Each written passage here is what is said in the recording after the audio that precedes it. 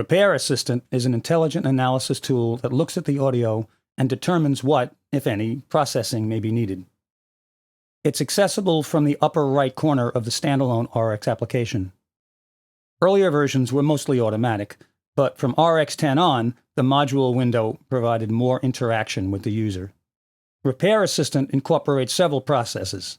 By default, they're all enabled, and it makes sense to leave them on, since you can easily turn off any processor after the analysis is done. Using Repair Assistant is basically a two-step process. First, you select the type of audio you're about to apply it to.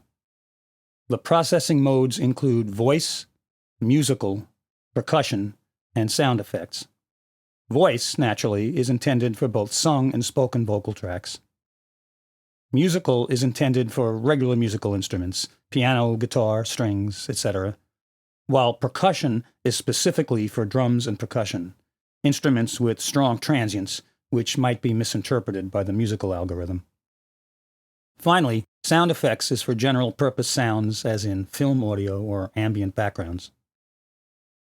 As you could see when I switched between them, each mode incorporates specific changes to the processor options and underlying algorithms to make it most suitable for that kind of source material.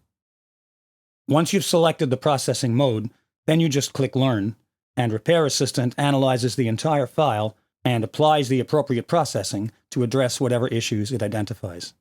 Picked myself up from the pavement. You can preview the result.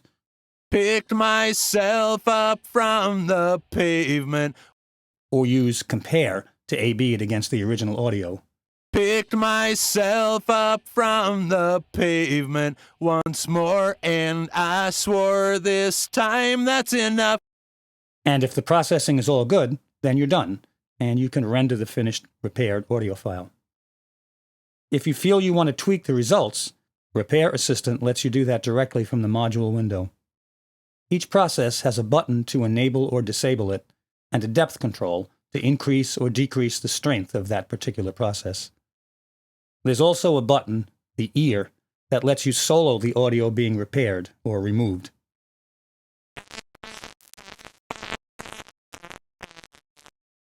This can be a good way to get a sense of whether the processing is being applied too heavily.